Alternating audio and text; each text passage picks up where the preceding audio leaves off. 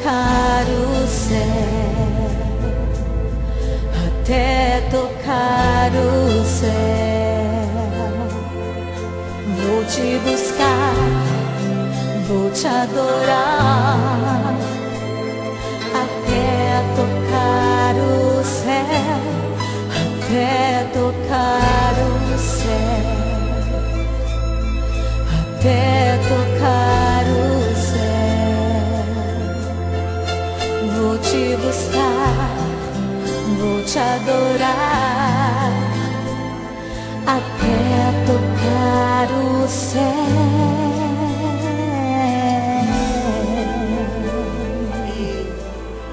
Abra sua Bíblia no livro de Romanos, capítulo 10, versículo 1 em diante. Tema de hoje: Israel e sua própria justiça. Israel e sua própria justiça. Capítulo 10 de Romanos, versículo 1 a seguir, que diz assim: Irmãos, o bom desejo do meu coração e a oração a Deus por Israel é para a sua salvação. Porque lhes dou testemunho de que tem zelo de Deus, mas não com entendimento. Porquanto não conhecendo a justiça de Deus e procurando estabelecer a sua própria justiça, não se sujeitaram à justiça de Deus. Podeis assentar, meus amados. Semana passada nós falamos um pouco sobre o zelo que o povo de Israel tinha com o templo, com a lei, com os costumes. Um zelo excessivo, um zelo sem entendimento, um fanatismo. Por isso que os fariseus eram doutores da lei, conheciam a lei, conheciam a Torá, mas não sabiam cumprir a lei. E Jesus veio e começou a denunciar os erros deles.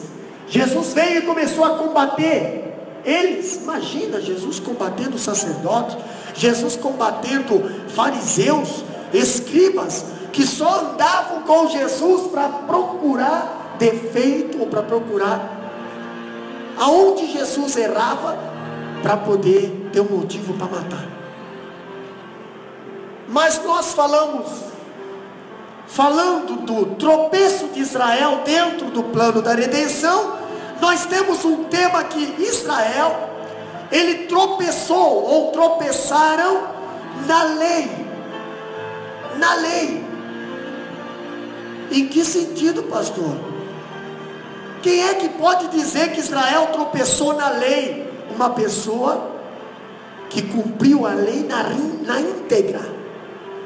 Uma pessoa que fazia a lei ser cumprida na íntegra. E essa pessoa não podia ser nada menos, nada mais que o próprio apóstolo Paulo, que antes dele se converter, ele era um doutor da lei, ele era um fariseu, ele era um camarada que conhecia a Torá capa a capa, ele entendia dos 10 mandamentos, ele cumpria os 10 mandamentos, mas ele tinha um excesso de zelo nos 10 mandamentos, sem entendimento. Tanto é que ele não conseguiu ver o Messias entrar, nascer, crescer, salvar, curar, libertar, e ainda não viu o rei dos judeus passar pela cidade de Jerusalém. Começou a perseguir a igreja, começou a perseguir os cristãos, e agora nós vemos ele mesmo falando, depois de convertido, depois de refletido, depois de visto o que ele fazia antes, ele mesmo, lá para os romanos, para a igreja dos romanos, aonde tinha judeu também, ele mesmo agora escreve, dizendo que o povo de Israel, inclusive ele, quando não era convertido, tropeçaram na lei do Senhor. E nós vemos a justificação, nós vemos uma justificativa, versículo 3 do capítulo 10, o que diz ali? Porquanto desconhecendo a justiça de Deus, ou procurando estabelecer a sua própria justiça. Não se sujeitaram a que vem de Deus. O apóstolo Paulo, ele justifica esse tropeço do povo de Israel nessa palavra. Eles procuravam e procuram até hoje estabelecer a sua própria justiça. Pastor, precisamos ir até Israel para falar disso? Não. Quantas das vezes nós procuramos resolver os nossos problemas com a nossa própria justiça, com o nosso próprio entendimento? Sabemos que a nossa razão muitas das vezes é falha. A Bíblia diz que o coração do homem é amoroso. Obrigado. É bem isso, o coração do homem é enganoso. Cuidado com o teu coraçãozinho aí, viu? Não toma decisão pelo teu coração, você está no mato. Você está lascado, porque o teu coração é enganoso. Muitos se arrependeram porque deixaram o coração falar mais alto. Paulo nos dá uma justificativa. Qual é a justificativa, pastor? Olha só, a ignorância levou os judeus a buscar um caminho errado de salvação. Eles erigiram uma justiça própria como monumento à própria glória, e não à glória do Senhor.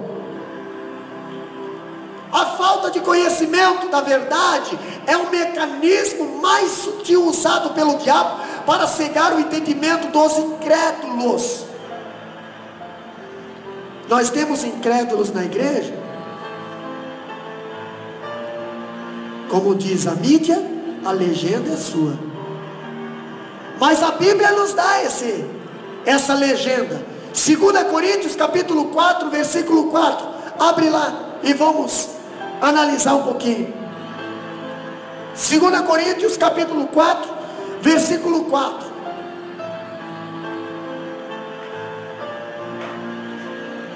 O que diz lá? O Deus desse século cegou os entendimentos, para que não lhe resplandeça a luz do evangelho da glória de Cristo, que é a imagem de Deus. O Deus desse século cegou o entendimento. Pastor, eu não estou entendendo a palavra, eu não estou entendendo. Pastor, por que muitos estão sendo enganados hoje? Por que está vindo tantos líderes se levantando, arrebanhando tantas mil pessoas para dentro de um templo, com tantas heresias, com tantas besteiras, com tantos milagres de teatro, e o povo vai e acredita? Porque o Deus desse século, que não é o Deus poderoso, o Deus desse século, esse é Deus com letra minúscula, o Deus desse século se chama Satanás. Ele tem cegado o entendimento, ele tem cegado o entendimento de muitos. E eu não estou falando dos incrédulos, eu estou falando de pessoas que antes enxergavam. Entendeu? Porque se ele tem cegado uma pessoa que antes enxergava. Antes a pessoa tinha um temor a Deus, antes a pessoa ia para os cultos, antes a pessoa se comportava como cristão. E hoje nada mais é pecado. Hoje eu posso participar de uma mesa com ímpio, e eu posso participar de uma mesa com cristão. Hoje eu posso ir num culto aqui, eu posso sair lá fora numa festa, e não tem nada que me prejudica. Ei, por que hoje não te prejudica? Porque você tem deixado alguém te cegar. Alguém tem te cegado. Porque se você enxergasse a glória do Senhor, você ia ver que Deus não vai em qualquer lugar. Deus não frequenta qualquer lugar. Pastor, o Senhor anda comigo. Ele anda contigo até onde as trevas predominam. Aonde tem trevas Ele não entra, a não ser que alguém peça, Deus entra. Aí Ele entra. Quando eu vejo a palavra do Senhor, a ignorância dos judeus acerca do verdadeiro caminho da salvação levou-os a buscar o próprio caminho para alcançar a salvação. Em vez de entrar pelo caminho traçado por Deus, os judeus tentaram abrir outro caminho e se perderam nos labirintos do engano. O que está acontecendo hoje? Por que hoje ninguém mais prega a vinda de Jesus? Ah, pastor, isso causa medo no povo. Pois é. Por que ninguém mais prega hoje? Jesus salva, cura, batiza com o Espírito Santo, liberta. Porque salvar, para me salvar eu tenho que mudar de vida. Para me salvar eu tenho que deixar de muitas coisas lá de fora. Jesus cura, mas para me curar, vai me curar de muitas coisas que eu gosto. Liberta. Ô irmã Lenice, para me libertar, poxa, mas tem algo que eu não quero me libertar. Por exemplo, uma pessoa que gosta de mentir. Jesus te liberta desse espírito de mentira. E você nunca mais vai mentir. Você vai aprender a falar a verdade. Somente a verdade, perante a verdade. Agora, para falar a verdade, você vai sofrer. Você vai sofrer. Quer ver? Olha só, quem foi cortar essa carne aqui? Vou ficar quieto, né? Vamos ficar quieto, porque é melhor ficar quieto. Fui eu que cortei, mas eu vou ficar quieto. Aí alguém talvez é punido porque você ficou quieto. Talvez você até incentive, olha, deve ter vindo de lá. Estou usando o exemplo nosso do dia a dia. Você sabe que se você falar a verdade, você vai ganhar gancho. Eu sei a consequência do teu erro. Não é feio ganhar gancho. Feio é você mentir. Não é feio você ser punido. Feio é você mentir e depois ser revelado a tua mentira.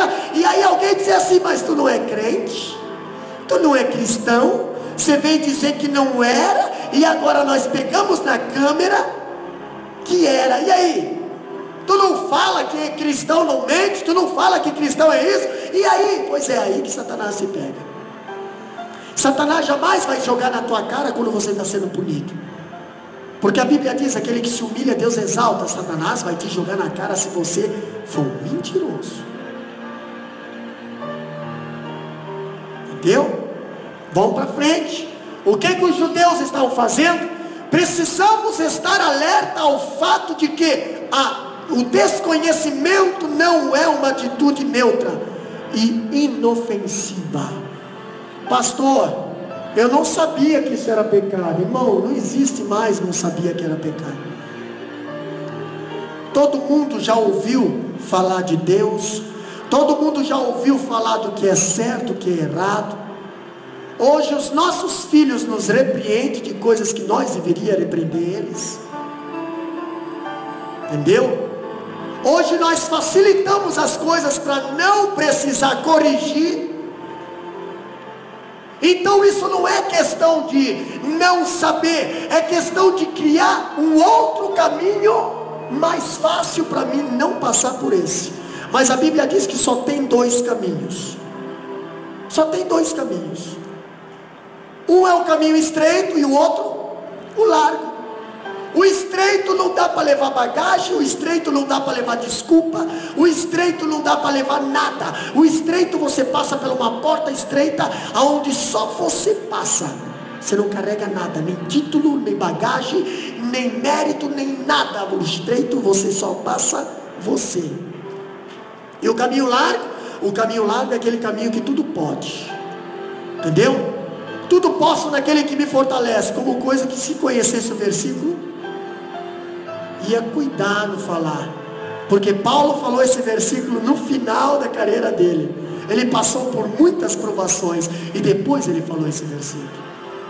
Então muitas das vezes o povo era por falta de conhecimento. até usam versículos bíblicos por falta de conhecimento, não adianta de nada. Deus não abençoa coisa nenhuma. Você não adianta usar um versículo de fachada, você tem que viver ele. Você tem que viver a palavra, entendeu? Viver a palavra é outra coisa do que você usar a palavra. Quando eu vejo o apóstolo Paulo falando em Romanos, nós vemos que ninguém pode aceitar a justiça de Deus sem antes renunciar à sua própria. A justiça de Deus só é aceita quando nós renunciamos à nossa. Quando nós renunciamos à nossa justiça, as nossas opiniões, as nossas vinganças, aí sim, Deus, agora tu age no meu lugar. Deus, agora tu pega o meu problema. Sabe por que muitas das vezes Deus não resolve o nosso problema? Porque nós não deixamos o nosso problema nas mãos dele. Entendeu? Ou deixamos o problema nas mãos do Senhor, e quando Deus vai resolver, nós pegamos e perdemos a paciência. Vamos lá, daqui esse problema que eu vou resolver sozinho. Aí eu vou lá, resolvo, tudo dá tudo errado. É tentação, é provação, é luta nada, é falta de paciência. A Bíblia diz: esperei qual? No esperar. Sabe por quê? Porque o tempo pertence a Ele, irmã Alessandra. O tempo pertence a Ele, não a nós. O tempo pertence a Ele, Ele conhece o tempo. Muitas das vezes nós se perdemos no tempo porque nós não temos paciência. O tempo pertence a Ele. Ele vem na hora certa, Ele não chega atrasado. Quando eu vejo a palavra do Senhor, nós vimos que em Lucas capítulo 16 e 15 diz assim, ó: e disse-lhe: vós sois o que vós justificais, e a vós mesmo diante dos homens, mas Deus conhece o vosso coração, porque o que entre os homens é elevado, perante Deus é abominação. Deus conhece o nosso coração, e o que perante o homem é elevado, perante Deus é elevado, é tudo abominação. Outro versículo diz: aquele que exalta-se, ele humilha. Quando eu vejo no capítulo 18 de Lucas também, versículo 9 a 14, nós vemos a parábola do fariseu e o publicano. Dois irmãos na igreja, dois cristãos na igreja. Fariseu, doutor da lei, conhecia de pé salteado a lei, e o publicano não conhecia nada da lei, mas sabia se jogar aos pés do Senhor.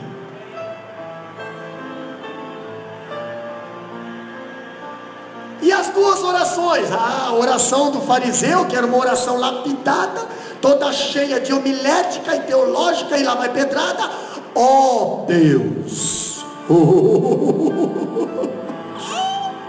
E aí vai, não precisa nem fazer teatro, né?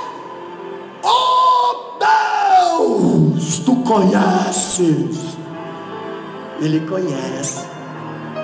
Tu sabe que eu não sou que nem este daqui, miserável, não vale nada, pecador. Quando eu estava vindo para a igreja, eu vi ele lá no bar, miserável. E o coitado publicano nem levantava a cabeça. Coitado, não se fiava debaixo do púlpito, porque não tinha, mas estava lá. Quem sabe até concordando com o que o fariseu estava falando. É verdade, é verdade, é verdade, Deus, é verdade. Tudo que ele está falando é verdade. Tem misericórdia de mim. Tem misericórdia de mim, Deus, tem misericórdia de mim. A Bíblia diz que a oração que foi respondida e que foi levado às alturas e chegou diante do trono de Deus foi a oração do publicano. Sabe por quê? Porque Deus se agrada de quem se humilha. Deus se agrada dos humildes. Deus se agrada dos humildes. E os judeus, eles erravam nesta parte. Só há duas religiões no mundo, meus irmãos: aquela que revela, aquela revelada por Deus, e aquela criada pelo homem. Nós estamos estudando na teologia. Começamos segunda-feira a falar sobre as religiões. Entendeu? As religiões. O cristianismo é o caminho que Deus traçou desde o céu à terra. As demais religiões são o caminho que o homem tenta abrir da terra para o céu. Só existe uma religião, a cristã. Não essas que vocês estão vendo aí, isso aí não tem nada a ver. A religião cristã, a verdadeira, é aquela que foi aberta do céu para a terra. É aquela que Jesus despiu da sua glória, desceu, se reencarnou através do ventre da Maria, nasceu, cresceu, morreu por nós e abriu a igreja cristã. O que é o cristianismo? Seguidor de Cristo. Então não adianta você dizer, quando alguém te pergunta, você é o que? Eu sou cristã. Não parece. Porque você precisa saber o que é ser cristão. Cristão é do céu para a terra. Cristão é seguidor de Cristo.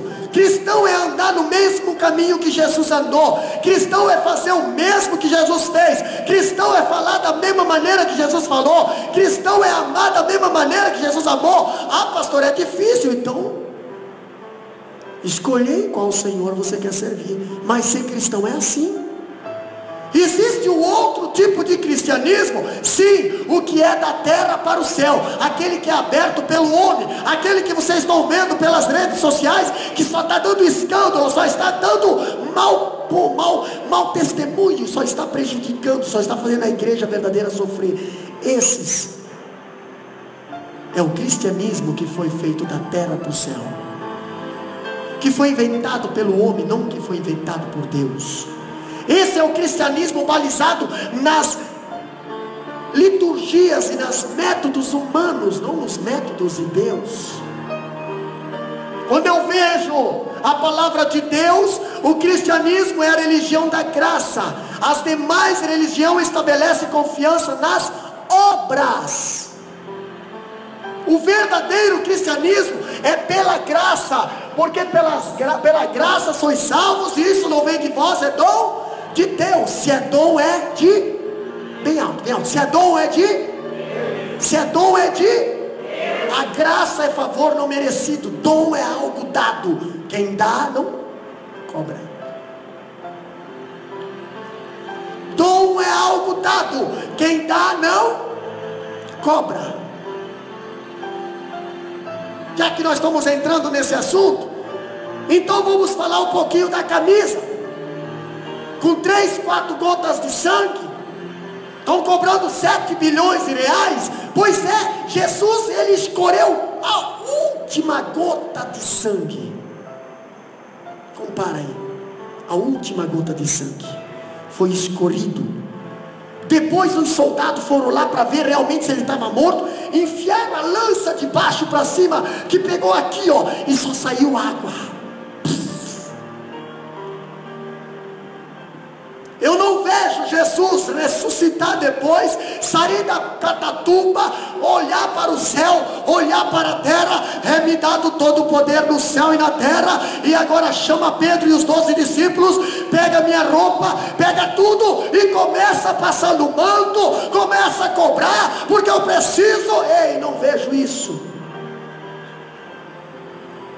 Eu vejo Jesus sair da catatumba, vivo, falando, é me dado todo o poder no céu e na terra, e dizer assim, ó, ide por todo mundo, pregai o evangelho a toda criatura, quem crer e for batizado será salvo, quem não crer será condenado, e esses sinais seguirão todos aqueles que crêem em meu nome, expulsarão demônios, pisarão na serpente, beberão coisa mortífera, e não farão mal algum. No mundo tereis aflição, tende bom ânimo, tende bom ânimo, eu venci, não comprei nada, você vai vencer também.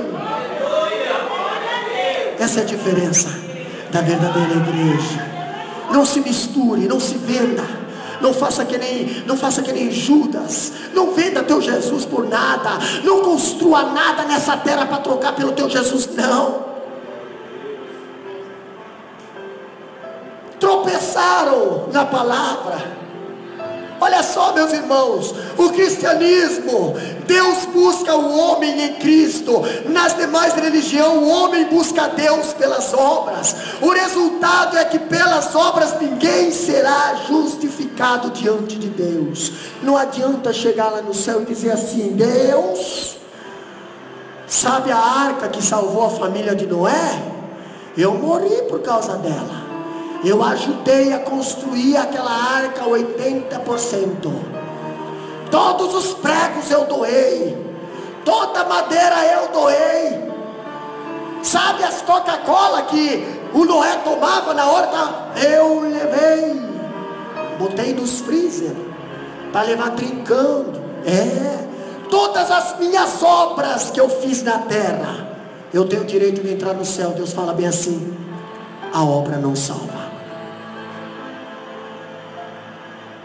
Não adianta você ter obras e não ter fé. A Bíblia fala bem assim, é muito claro: sem fé é impossível agradar a Deus. Não adianta você contribuir na obra missionária só para o teu nome aparecer aqui talvez, mas você não acredita na obra missionária.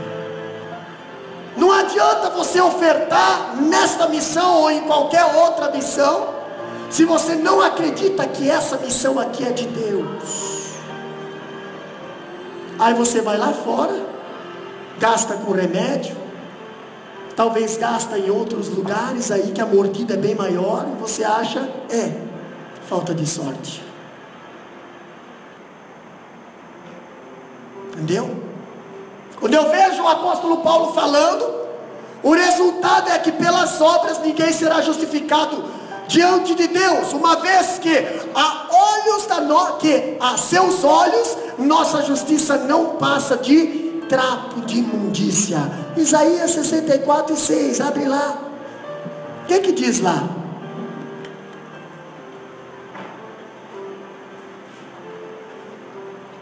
Diz bem assim, Isaías 64:6. Mas todos nós somos como um imundo, e todas as nossas justiças como trapo de imundícia, e todos nós caímos como a folha, e as nossas culpas como um vento nos arrebenta. Somos como trapo de imundícia. Sabe o que é trapo de imundícia?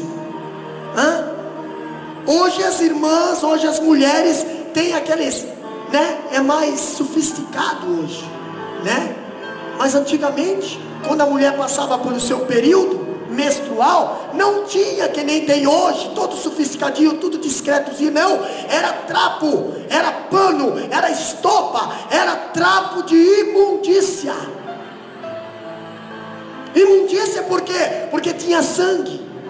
E todo mundo que perdia sangue era separado fora do arraial. Nós vimos a mulher com fluxo de sangue 12 anos separado lá fora, junto com as imundas. Agora nossa justiça, nossos são comparados. Está aqui Isaías 64:6, anota lá. Mas todos nós somos como imundo, em todas as nossas justiças como trapo de imundícia. Você já imaginou? E às vezes a gente pensa: eu fiz uma coisa justa, pastora. É justo fazer isso? Ei, a nossa justiça não é justa não, irmão. A única justiça que é justa é de Deus, irmã Diva. Se nós estamos com Deus, nós podemos usá-la. Se nós não estamos com Deus, aí é complicado confiar. Vamos para frente. Em segundo lugar, nós vemos a relação de Cristo com a lei. Olha só, a relação de Cristo com a lei. O que diz a lei, meus irmãos? Os judeus acusavam Cristo de ser transgressor da lei. Por que será que eles acusavam Jesus de ser transgressor da lei? Por isso o levaram à cruz. Todavia eles não discerniram qual era a real relação entre Cristo e a lei. Jesus não veio para descumprir a lei. Jesus cumpriu a lei na íntegra. Pensavam que podiam ser salvos mediante a lei, Porém a finalidade da lei não era lhe dar salvação, mas evidenciar seus pecados, tomá-los pela mão e levá-los ao Salvador. Mas eles não entenderam isso. Eles achavam que a lei era para julgar, cobrar e matar. Se lembra aquele versículo que diz assim: a letra mata? Esse versículo está se referindo à lei. A lei na mão de fariseu mata, mas a lei na mão de Cristo denuncia e Cristo salva. A lei na tua mão é a palavra de Deus. Ela não vai te salvar, ela vai denunciar o teu pecado, ela vai denunciar a tua situação e vai indicar você: ó, tá com problema, né? Vai a Cristo, vai a Cristo. Ninguém vai ao Pai senão a Cristo, senão por Cristo. Ninguém vai ao céu senão por Cristo. Vai a Cristo. Ele morreu para te salvar. A lei está te acusando, a lei está te condenando, mas Cristo é o juiz, Ele é o teu advogado. Vai lá, a tua causa vai ser absolvida, você vai ser perdoado, a tua culpa vai ser jogada em cima de Cristo. Vai lá. Eles não entendiam isso.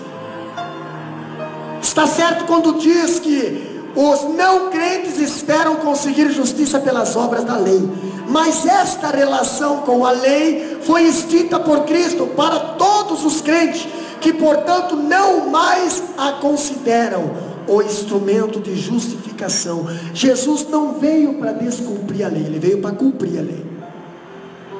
Ele não veio para tirar a lei de percurso, Ele não veio para tirar a lei de funcionamento, não. Ele veio cumprir a lei e dar exemplo de como viver na lei, como viver com a lei.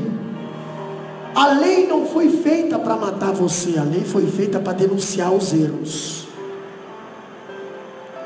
A lei foi feita para ser o nosso pedagogo, nosso ensino, nosso professor. Então nós vivemos com a lei, precisamos viver. E aí nós vemos o que Paulo quer dizer quando afirma que o fim da lei é Cristo. O que Paulo quer dizer? Quando lá no capítulo 3, capítulo 10, ele diz que o fim da lei é Cristo. Olha aqui, defendemos a posição de que a palavra grega telos, que quer dizer fim, pode ser interpretada de três maneiras. Primeiro, fim. Ali é fim. Ali é o fim. Fim dessa planície. Beleza? Primeiro, o fim como comprimento, o fim como alvo e o fim como término. Podemos interpretar essa palavra aqui, quando Paulo quer dizer que Cristo é o fim da lei, primeiro, como cumprimento. Ele veio para cumprir a lei. Ele veio para ser o alvo da lei, porque a lei identifica o pecado e manda matar. Então ele foi o alvo, ele foi o que foi morto. E ele também identifica como o término. De qual lei, pastor? A lei cerimonial. Aquela lei, quando você pecava, o povo de Israel pecava e tinha que ir lá pegar um cordeiro, um bode, ir pela estrada fora, até chegar lá no templo, entregar na mão do sacerdote, confessar o seu pecado e dizer: esse aqui vai ser sacrificado pelos meus pecados. Quando Jesus veio, ele veio para cumprir a lei, ser o alvo da lei, e também ele veio para quê? Ele veio para terminar essa cerimônia, que era de cobrir pecado, porque o próprio Cristo foi o Cordeiro perfeito, que tirou o pecado de toda a humanidade. Falando nesse alvo, nós vemos Cristo, que é o fim da lei, no sentido de ser o alvo da lei. Aonde nós falamos isso, pastor? Olha só, tudo na religião judaica apontava para a vinda do Messias, tudo. Se você olhar, um dia eu vou trazer um estudo sobre o tabernáculo, você vai ver o tabernáculo desde a porta até o lugar santo dos santos representava Cristo. Lá em Hebreus fala que tudo que acontecia lá na lei, lá atrás, era sombra do que ia acontecer lá na frente. Só existia uma porta no tabernáculo, essa porta representava Cristo. Entrando quando no tabernáculo você dá de cara no sacrifício, um altar de sacrifício, para você passar por esse sacrifício. Sacrifício é o sacrifício do Cordeiro. Ele foi o sacrifício. Ele morreu na cruz do Calvário. E dali para frente você passa pela botija da água para se lavar e purificar. A botija da água representa a palavra. Pastor, e a palavra é Cristo? João 1:1. Porque o verbo se fez carne e habitou. Porque o verbo estava com Deus, e o verbo era Deus, e o verbo é palavra. Entra para dentro do tabernáculo, lugar santo. Ali nós temos o pão. Nós vemos lá em João: eu sou o pão. Ali nós temos o candelabro, que é a luz do tabernáculo, que nós vemos lá em João dizendo: eu sou a luz do mundo. Nós temos o altar de incenso. Toda honra e toda glória pertence a Ele. Adoração. Nós temos o lugar santo dos santos. Ele é Deus. Ele mesmo diz: eu e o Pai somos um. Tudo representa Cristo. Tudo representa Cristo. E quando nós vimos aqui o apóstolo Paulo falando, olha só, seus sacrifícios, sacerdotes, os cultos no templo, as festas religiosas e as alianças, sua lei revelava que os judeus eram pecadores e precisavam de um Salvador. Se lembra da aliança que ele fez com Abraão? Abraão, eu vou fazer uma aliança contigo. Vem cá, vamos lá, corta aí um cordeiro. O ritual das alianças era assim: dividia um cordeiro, metade para um, metade para outro. E Deus pediu para Abraão: Abraão, eu quero teu filho. E Abraão foi lá e entregou o filho dele. Abraão, Deus não deixou Abraão matar o seu filho. Deus providenciou um cordeiro para morrer no lugar de Isaac. Beleza. Abraão fez a parte dele. E agora? Agora Deus tinha que fazer a parte dele. Deus vai lá e entrega seu filho. E na hora do sacrifício, na hora que Jesus estava sendo crucificado, não teve ninguém para gritar lá: Deus, já providenciei um cordeiro para morrer no lugar de Cristo. Ninguém foi lá substituir Cristo quando ele estava morrendo. O próprio Cristo lá no jardim do Getsemane, presbítero Fábio, gritou assim: ó Deus, se possível, passa de mim esse cálice. Traduzido, se fosse olhar para o contexto de Abraão: ó Deus, dá uma olhadinha do lado do altar aí, para ver se não encontra nenhum cordeiro para substituir eu, assim como tu substituiu Isaac naquele dia. Não teve. Mas Deus é fiel na palavra dele. Ele cumpriu com a palavra dele. Ele cumpriu com a aliança dele. Quando nós aceitamos a Jesus, Deus fez uma aliança com nós. E a parte dele Ele já fez. E nós, a nossa parte, aonde está? A nossa parte está onde, meus irmãos? Pastor, o povo de Israel, eles tropeçaram na palavra, tropeçaram na lei. Quando eu vejo a palavra do Senhor, eu vejo, olha só, meus irmãos, em Gálatas 3:24, diz bem assim, no entanto, a lei nos serviu para aio. A lei nos serviu para aio. O que significa aio, pastor? Pedagogia. A lei nos serviu para ensinar. Até hoje, a lei nos ensina. Se você desobedecer, você vai ser punido. Entendeu? Olha o que diz mais: para nos conduzir a Cristo, para que pela lei fôssemos justificados. Está lá em Gálatas capítulo 3, versículo 24. A lei é a placa que indica o caminho da glória, mas a placa não é o caminho. A lei não é o caminho. A lei é só uma placa que está indicando o caminho. Ei, curva à direita, curva à esquerda, cuidado, reduz a velocidade. Mas a placa não é o caminho. O caminho é Cristo. O caminho é Cristo. Por isso que os fariseus não conseguiam se salvar, porque eles estavam na lei, achando que a lei salvava. A lei não, a lei só indica. A lei só te ensina. A lei não tem poder de oferecer justificação, apenas conduz o pecador ao Salvador que o justifica. Quando você tem acesso ao Salvador, aí sim você tem acesso à salvação. Vamos para frente? Cristo é o fim, no sentido de ser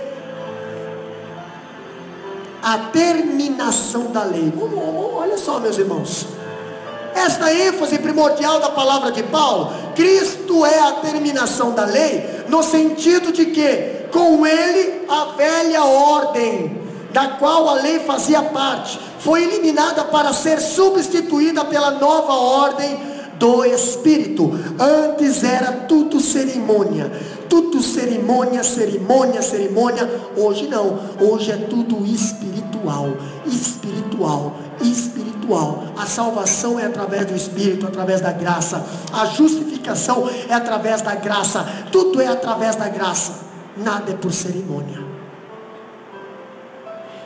Quando eu vejo o apóstolo Paulo falando isso, Cristo é o fim da lei, pois por meio da sua morte e ressurreição, ele encerrou o ministério da lei para os que creem. A justiça da lei agora se cumpre na vida do cristão por meio do poder do Espírito. Se lembra de Sansão? Sansão, quando precisava ser usado por Deus, o Espírito vinha, tomava posse da vida dele, fazia o que precisava, o Espírito saía e Sansão continuava a vida dele. Se lembra da história? Juízes 16. Chega em casa, dá uma olhada, e o Espírito do Senhor se apossou em Sansão, e Sansão ia lá, arrancava uma porta lá de Gade, subia 65 quilômetros, subia lá em cima, a porta de 2.500 quilos, e botava lá, matava 1000 filisteus com uma queixada de jumento. Tudo porque o Espírito de Deus se apossava dele. E depois o Espírito saía. E depois que Jesus morreu, Jesus falou bem assim: eu vou para o meu Pai, vou mandar o Consolador para estar com vocês todos os dias, até a consumação dos séculos. Todos os dias, eu estou convosco todos os dias. Não é quando eu preciso de você, não, é todos os dias. Você não tem o Espírito Santo por um determinado tempo do dia, não. Você tem o Espírito Santo 24 horas por dia. É você clamar, ele está ali. É você precisar, ele está ali. É você interrogar, ele está ali. É você decretar, ele está ali. É você pregar, ele está ali. É você louvar, ele está ali. O Espírito Santo está na tua vida 24 horas. Você tem mais força que Sansão. Você tem mais privilégio que Sansão. A palavra de Deus, quando o apóstolo Paulo fala, nós vimos em Romanos 6:14, porque o pecado terá domínio, porque o pecado não terá domínio sobre vós, pois não estáis debaixo da lei, mas debaixo da graça. Quem está debaixo da lei são pessoas, quem está debaixo da graça são pessoas que tiveram uma boa indicação da lei, vai a Jesus, e eles foram a Jesus, e Jesus tem eles debaixo da graça, debaixo da sua poderosa mão. Se tu sair dali, tu vai ser condenado pela lei. Se tu ficar ali com Jesus, tu vai ser protegido pela lei.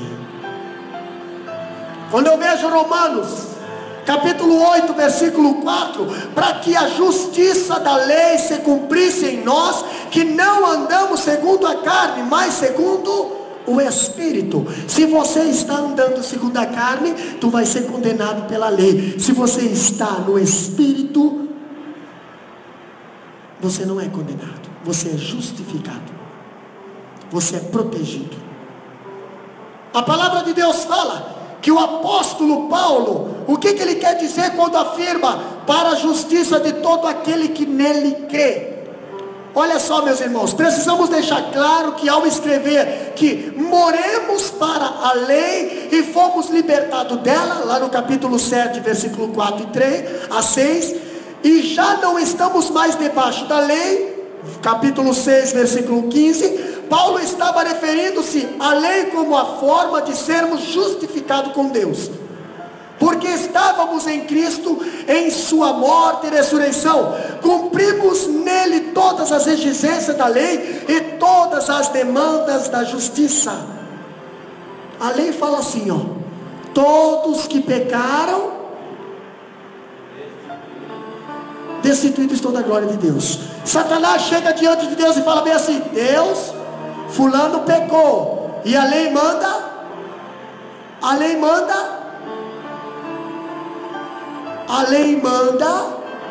matar. Quem não está em Cristo, a lei manda. Mas Romanos 8:1 diz bem assim, ó: portanto agora, todos aqueles que estão em Cristo, nova criatura é, nenhuma condenação há para os que estão em Cristo Jesus. Tem alguém em Cristo aqui nessa noite? Você está em Cristo? Ou você está na carne? Se você está em Cristo, nenhuma condenação há. As coisas velhas já passaram, eis que tudo se fez novo. Isso é viver em Cristo. Quem vive em Cristo não vive na carne, vive em espírito. A palavra de Deus é essa: quem vive em Cristo não vive na carne, vive no espírito. Olha só, meus irmãos, em Cristo nós que cremos cumprimos a lei. Por isso aquele que crê é justificado não por intermédio da sua própria justiça, como queriam os judeus, mas pela justiça de Cristo imputada em nós. A justiça própria e a justiça de Deus. A justiça própria era a justiça que os judeus queriam impor. E olha que os judeus, eles eram bons em querer cumprir a lei. Quando pegaram aquela mulher no ato de adultério, trouxeram perante Jesus: ó, Jesus, essa mulher foi pega adulterando. Meu Deus. Aí imagina o contexto, né? Nossa, que feio, uma mulher judia, que feio. Nossa, que coisa, que lixo, tu é um escândalo, isso, aquilo. Meu Deus do céu, que coisa imundícia. Oh Jesus, olha só, isso aqui é um escândalo, isso aqui é uma vergonha. Meu chapéu, e veio, e foram lascando. E Jesus olhando. Jesus conhecia a lei. Quem conhece a lei não se engana. Jesus falou assim: foi pego em adultério? Foi pego em adultério. Então tá bom. Ah, Jesus, e a lei de Moisés, essa lei que você precisa viver também, se é judeu, manda que nós apedrejamos. E tá todo mundo aqui com pedra. Tá todo mundo aqui, ó. Ó Jesus, para tu ver que a minha família, ela é uma família que é ortodoxa, judia. A minha família toda segue a lei ainda. Ó, eu trouxe até a nenenzinha no carinho eu trouxe com a pedrinha na mão. Tá todo mundo, Jesus, a minha família está em peso, ó. Tá ali, ó, todo o bairro em pé, todo mundo com pedra na mão. Para cumprir a lei, nós somos judeus, nós cumprimos a lei manda matar, beleza. Vamos ver o que a lei diz. Se lembra que Jesus se baixou, escreveu na areia: quando é pego alguém em adultério, beleza, ponto. Asterístico 1: a pessoa que pegou essa pessoa em adultério, ela deveria atacar pedra primeiro, ela é acusada. Não será julgada se não tiver 2 testemunhas ou mais. A pessoa que adulterou terá que ser apedrejada diante da sua família na praça pública. A pessoa que adulterou com a pessoa, ela também vai ter que ser apedrejada. Meu Deus, e mais asterisco. Jesus escreveu a lei todinha. Quando se levantou, quem é que ele encontra ali? Só a mulher. Só a mulher acusada. Peraí, mas Jesus olha para a mulher: cadê os teus acusadores? Embaixo Jesus escreveu ainda: aquele que não tem pecado atira a primeira pedra. Ponto. Jesus se levanta, olha: cadê teus acusadores? A mulher: pois é, Jesus, quando você começou a escrever, quando escreveu ali que precisava de 2 testemunhas, umas 3, 4 pessoas largaram. Quando escreveu lá que precisava o adúltero também está aqui comigo, mais um monte de pessoas. Jesus, e quando o Senhor escreveu, aquele que não tem pecado atira a primeira pedra, aí mesmo que foi, que teve de pedra caindo no chão, virou uma pedreira ali, ó, virou um muro ali, ó, de tanta gente com pedra, querendo cumprir a lei de uma forma errada. Irmão, antes de você pegar uma pedra, primeiro dá uma analisada na lei, se a lei fala realmente isso. Por que eles não trouxeram os dois para ser apedrejado? Não, vamos dar preferência para ela, porque... E outra, vamos ver se o mestre vai cumprir essa lei de uma forma errada. Jesus conhece a lei, e Ele manda você examinar as escrituras, para que ninguém venha fazer você enganar também. Satanás foi lá no jardim do Éden tentar enganar, e conseguiu. Por quê? Porque a Eva não estava muito bem com a lei. A Eva não estava muito bem orientada. Pastor, sim, Deus dá a lei para Adão, e Adão passa a lei errada para Eva. Deus diz: Adão, não é para comer, e Adão passa para Eva: não é para comer, nem tocar, e não passa perto, porque vai cair os dedos, vai cair a ponta dos dedos, vai acontecer uma desgraça na nossa casa. E aí, quando veio a serpente falar com a Eva, olha, Deus falou assim. Deus não falou assim. Deus só falou que não era para comer. Podia tirar uma selfie, podia lá botar um balanço, só não podia comer. Satanás, ele quer tentar te pegar na lei, mas na lei errada. Ele foi tentar pegar Jesus lá no deserto, quando Jesus estava com seu corpo debilitado, 40 dias de jejum lá no deserto. Meu Deus, cuidado quando você está fazendo uma consagração. Cuidado quando você está com o teu corpo debilitado. Cuidado quando você está fraquinho. Cuidado quando tua carne está fraca. Pode aparecer um anjo de luz, mas não é anjo do céu, é anjo do inferno, com a palavra que não é de Deus, mas você é incapaz de pensar que é a palavra de Deus. Pode vir com uma palavra que não seja de Deus, mas você acha isso é de Deus. Não é de Deus não, porque a pessoa que sabe a palavra de Deus, ela não absorve palavra de serpente nem de Satanás. Satanás foi no deserto tentar manipular Jesus com uma falsa lei, com uma falsa palavra. Olha, está com fome? Transforma essas pedras em pão a teu favor. Jesus conhecia a lei e dizia bem assim: nem só de pão viverá o homem. Está lá, Deuteronômio, busca lá. Jesus é levado por Satanás lá no pináculo, lá em cima do monte mais alto, e diz: olha aqui, ó, Jesus, tudo isso eu te darei, todos os reinos, se prostrares e me adorares. Opa, proposta até que é boa, mas você não tem nada. A Bíblia diz que toda a terra é de Deus. Última investida, Satanás leva Jesus lá no pináculo do templo, aí ó, te joga daqui para baixo. Tu não é cristão? Então tenta, faz uma tentado aí contra a tua própria vida, brinca com a tua vida, arrisca. Deus não vai, Deus vai te guardar. Deus vai, não brinca com a tua vida não. Não brinca com coisa séria. Jesus olha para Satanás e diz: não tentarás o Senhor teu Deus, somente a Ele servirá, e somente Ele tu adorará. Satanás, sai. Jesus sabia a palavra.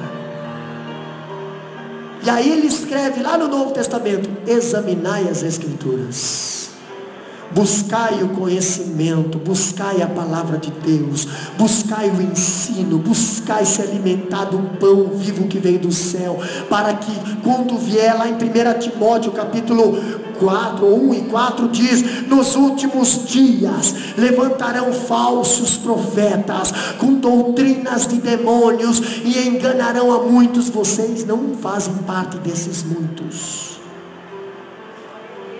Sabe por quê? Porque a palavra de Deus diz bem assim, ó: os meus não serão confundidos. Os meus, isso aí, Deus está falando propriedade peculiar dele. Ele está dizendo: os meus, os que me servem, as ovelhas que me servem, elas ouvem a minha voz, elas me seguem e me obedecem. esses não serão confundidos. Macarina, se prepara. Jesus veio a essa terra, não foi para confundir, mas foi para esclarecer muitas coisas que os judeus estavam fazendo errado. E o apóstolo Paulo, lá na frente, no livro de Romanos, ele orienta a igreja dos gentios e orienta a igreja judaica também, do que Israel deixava fazer, do que Israel começou a fazer. Israel começou a adorar mais ao templo do que o próprio Cristo. Israel se sentia protegido mais com a arca do que com a presença do Senhor. Hoje estamos vivendo numa era em que o templo é motivo de santidade, em que o poder é motivo de santidade, em que o título é motivo de santidade. Eu quero dizer, o motivo da nossa santidade é a presença do Senhor na nossa vida. Caso contrário, nós somos galpão. Caso contrário, nós somos meros homens e mulheres miseráveis na face da terra. Se coloca de pé. Que a presença do Senhor esteja na vossa vida, e que você não possa fazer que nem o povo de Israel fez. Tropeçaram na palavra. Eles não sabiam que a palavra era Cristo. Eles não sabiam que a palavra era o próprio Cristo. Eles tropeçaram na palavra, eles chutaram a palavra, eles mataram a palavra, crucificaram a palavra, e depois ainda disseram: a maldição do sangue deles que caia sobre nós. Ei, você foi salvo pela palavra, você é justificado pela palavra, você é restaurado pela palavra, você é curado pela palavra, libertado pela palavra, batizado pela palavra, consagrado pela palavra, restaurado pela palavra, e será levado ao céu através da palavra do Senhor. Adore a Deus por um instante. Deus de Israel, eu sei. Aleluia! Toda honra e toda glória. Este mundo para adorar outro rei. Os leões estão rugindo sem parar. Meu louvor incomodou a todos que são contra ti, ó Jeová. Oh, Espírito Santo de Deus, levanta a mão para o céu. Adorador. Pode intercalar. Adora a Deus. No meu coração. Ninguém vai te tirar. Os manjares eu abro mão.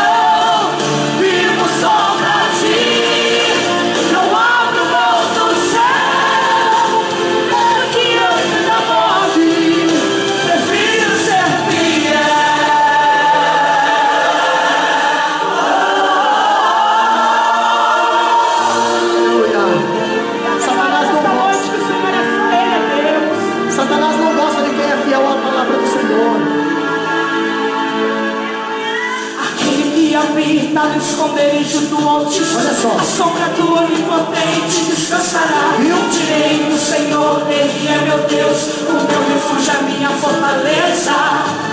Ele me livra do laço do passarinheiro e da peste perniciosa. Ele me cobre com suas telas, debaixo de suas asas estarei seguro. Eu não temo o espanto morto, nem seta que voa e diz, nem peste que ande na escuridão, nem mortandade que assole ao meio-dia. Não importa quantos caiam do meu lado, direita e esquerda eu sou protegido. Se eu for fiel, eu moverei o céu, ele envia anjos para me guardar. Não divida, Minha não adoração divida, não divida.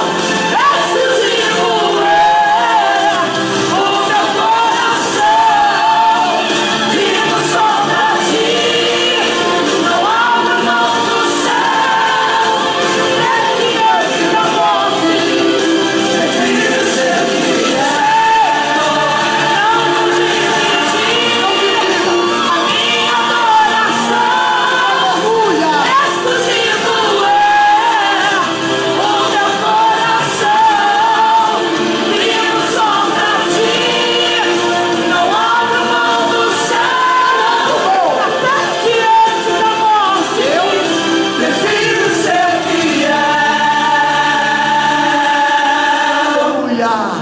Prefiro ser fiel. Não abro mão da morte. Não abro mão, não abro mão. Nós vamos orar nesse momento.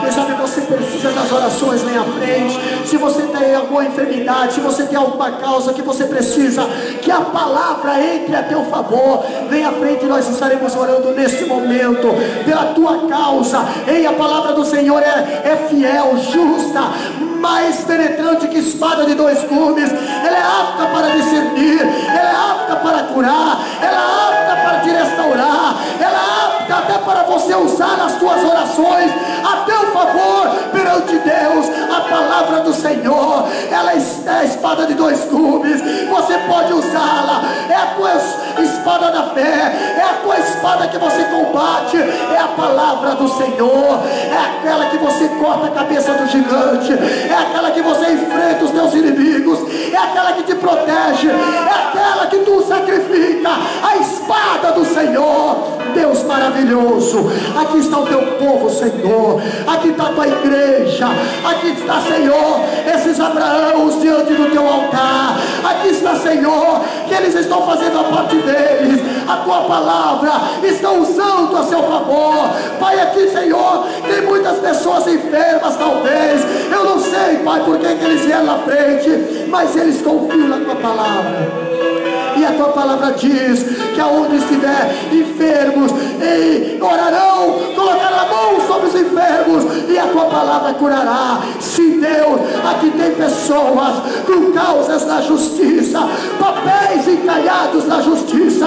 Sim, a tua palavra é fiel. Se tiver alguma coisa para resolver, coloque na tua mão. A tua palavra diz: deixa comigo, eu vou resolver, eu vou entrar em ação. A tua palavra diz que tu és juiz, a tua palavra diz que tu és advogado, a tua palavra diz que tu és médico, a tua palavra diz que tu és semeador, a tua palavra diz que tu és pastor, a tua palavra diz, Senhor, aqui está o teu povo, crendo, Pai, na tua palavra, buscando sabedoria para não tropeçar em nenhum tio da tua palavra, Senhor, mas para cumprir a tua palavra, para viver a tua palavra, para ser salvo pela tua palavra, Pai. Nós te agradecemos pelos teus filhos, te agradecemos, Pai, por tudo, Pai, pela tua palavra derramada nas nossas vidas nesta noite, no nome de Jesus Cristo.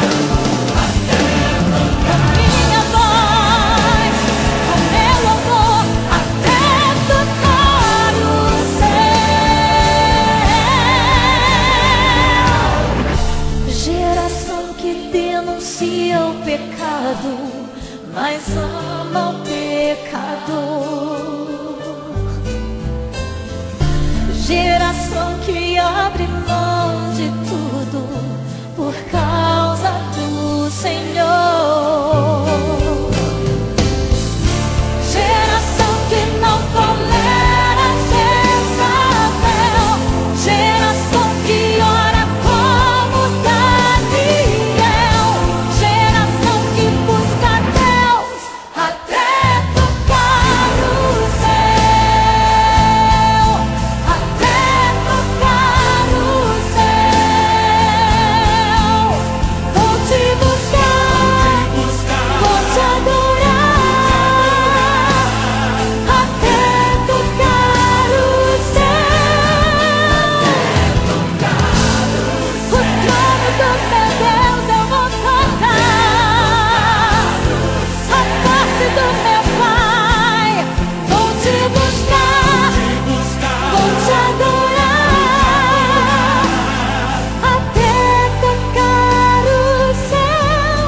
o céu, até tocar o céu, até tocar o céu. Vou te buscar, vou te adorar, até tocar o céu, até tocar o céu, até tocar o céu. Vou te buscar, vou te adorar, Senhor, até tocar o céu, até tocar o céu.